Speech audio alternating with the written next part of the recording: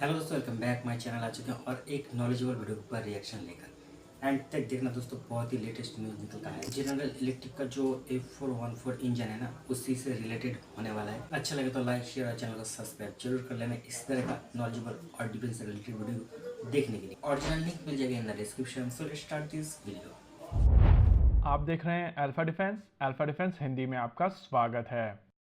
भारत में जब भी हम लोग जेट इंजन्स के बारे में बात करते हैं तो कॉन्वर्सेशन काफी देखते हद क्या तक जी एफ निकलता है four zero update. Four G F मुझे तो फोर नहीं वन लगता फोर वैसा और कुछ उनके अच्छा यूरोपियन होगा, काउंटर फिर भी पार्ट्स देखते तक हैं रह चलो। जाती है।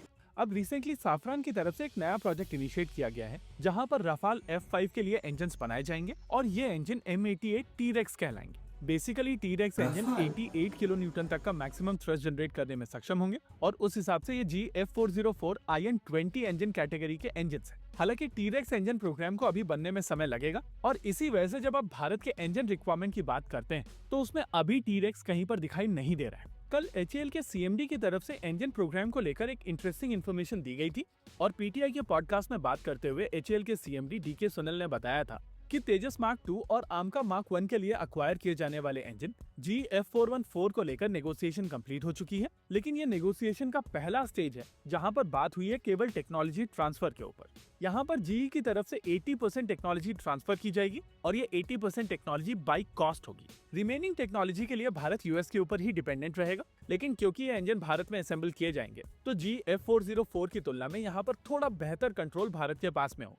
इनिशियली माना जा रहा था कि ये डील इस साल की शुरुआत में साइन हो जाएगी, फिर इन्फॉर्मेशन निकल कर आई थी कि ये डील इस साल के अंत तक साइन हो जाएगी और अब HAL के CMD बता रहे हैं कि मार्च 2026 तक ये डील साइन होने के चांसेस है। यहाँ पर ये चीज समझना बहुत जरूरी है कि ये डिले क्यों हो रही है। इनिशियली US की तरफ से एक प्रपोजल दिया गया था और भारत की तरफ से वो MOU साइन कर लिया गया था, लेकिन जब आप चीजों की डिटेल में जाते हैं तो आपको समझ में आता है कि वहाँ पर किस तरीके के लूपहोल मौजूद हैं और नेगोशिएट करके आप कोशिश करते हैं कि इन लूपहोल्स को बंद किया जाए। हिस्टोरिकली इसी तरीके के लूपहोल्स का प्रयोग करते हुए रशिया से लेकर फ्रांस तक काफी अच्छे खासे पैसे बना चुके हैं, लेकिन अब भारत सरकार की तरफ से ये चीज डिसाइड कर ली गई है कि भले ही नेगोशिएशन में थोड़ी और ज्यादा डिले हो जाए, लेकिन चीजों को फुल प्रूफ तरीके से ही किया जाएगा ताकि बाद में ये परेशानियां ना निकल कर आए। भारत के केस में किसी भी जेट इंजन डील के बारे में बात करने से पहले ये जरूरी है समझना कि भारत की इंजन रिक्वायरमेंट किस तरीके की है और इनको किस तरीके से अभी पूर्ण किया जा रहा है। ओवरऑल अगर देखा जाए तो भारत को 4 अलग अलग तरीके के इंजन की आवश्यकता है। एक 85 किलो न्यूटन क्लास जो GF404 इंजन से पूर्ण की जाती है। ये रिक्वायरमेंट बेसिकली LCA मार्क 1 और मार्क 1A के लिए है।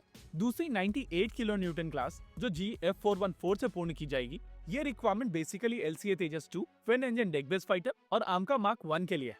तीसरी रिक्वायरमेंट की अगर बात की जाए तो ये फ्यूचरिस्टिक रिक्वायरमेंट है जो आमका मार्क 2 के लिए होगी और इस कैटेगरी के लिए एक 110 से 120 किलो न्यूटन क्लास का इंजन बनाया जाएगा, जिसके लिए फॉरेन पार्टनर्स से इस समय बातचीत हो रही है। चौथी कैटेगरी है AL31 कैटेगरी जो Su-30 MKI में यूज होते हैं और ये इंजन ऑलरेडी देश में बनाए जा रहे हैं। वैसे बहुत सारे लोग यहाँ पर ये भी बोलेंगे कि भारत में ऑलरेडी RD33 इंजन का प्रयोग किया जा रहा है और ये इंजन HAL में बनाए जाते हैं, लेकिन अगर आप चीजों को ब्रॉडली क्लासिफाई करेंगे तो ये GF404 कैटेगरी के ही इंजन है। अब अगर आप इस पूरी कैटेगरी को देखते हुए समझने की कोशिश करें कि कौन से इंजन देश में बन रहे हैं तो आपको समझ में आएगा कि केवल AL31 कैटेगरी के ही इंजन देश में असेंबल हो रहे हैं।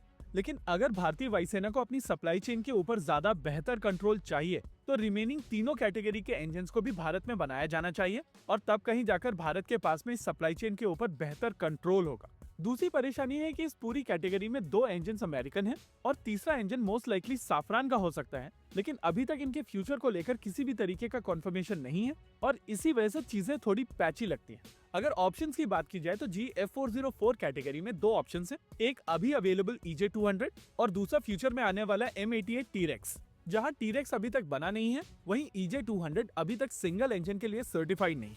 GF414 की अगर बात की जाए तो इस कैटेगरी में पूरे विश्व में कोई और इंजन अवेलेबल नहीं है और EJ200 इकलौता ऐसा इंजन है जो इससे करीब आता है। यही कारण है कि चीजें कॉम्प्लेक्स होने के बावजूद भारत US के साथ में इसको लेकर नेगोशिएशन कर रहा है और कोशिश कर रहा है कि कम से कम इस कैटेगरी के इंजन भारत में सॉर्टेड हो जाए। तो दोस्तों वीडियो देखो खत्म, ये था पूरा मामला। अब देखिए दोस्तों, इंजन को लेकर बहुत दिन बाद एक अपडेट निकलता है।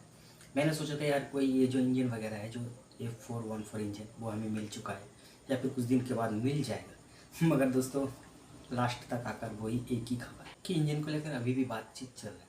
तो मैं यही सोच रहा हूँ कि इतना दिन जो हमें खबर जो सुनाया या फिर बताया गया, क्या फिर वो सब क्या था, कह रहा था कि 2-3 साल के अंदर या फिर 2-3 महीने के अंदर हमें इंजन जो है वो मिलने वाला है। मगर अब ये जो न्यूज़ निकल गया है, क्या बताया गया इसमें कि हमारा जो बातचीत है वो हो रहा है, मतलब हो चुका है। फिर भी देखिए क्या बताया गया कि अभी भी ये जो बातचीत हो रहा था ये फर्स्ट स्टेज है, और भी बातचीत जो है ना वो होना बाकी है।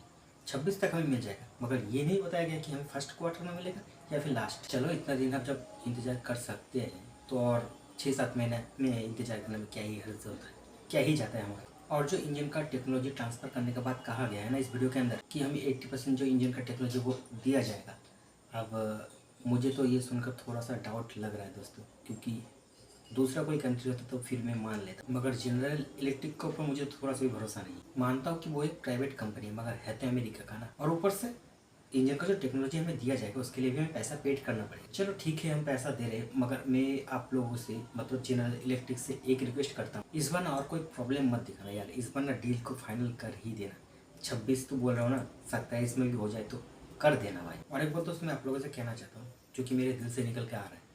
देखिए ये जो 80% टेक्नोलॉजी ट्रांसफ़र करने का बात कहा गया है ना दोस्तों, ये अगर हो भी गया और हमें टेक्नोलॉजी मिल भी गया तो भी ना अमेरिका का जो दादागिरी, जो मनमानी है ना, वो चलते रहेगा, जो कि वीडियो के अंदर बहुत ही क्लियर कट बताया गया है। मतलब सोच रहे हो, इन्वेस्ट करेंगे हम और दादागिरी दिखाएगा कौन?